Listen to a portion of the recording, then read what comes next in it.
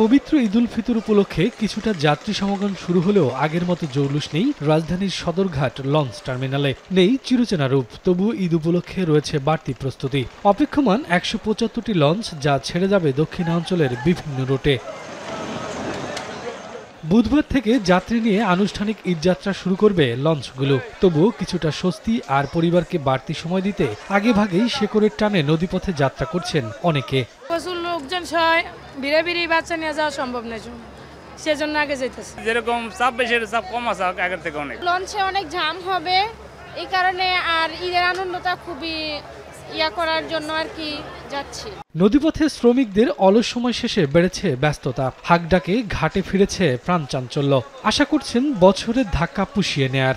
২৬শে রমজানের পর থেকে হয়তো আমরা ২-৩ ট্রিপ পাইতেরি, আবার ঈদের পর এই পদ্মা সেতু হওয়ার পরেই তো আমরা অচল। ব্যবসা নাই, আমাদেরও সংসার চলে না, এমন অবস্থায় চলতেছে।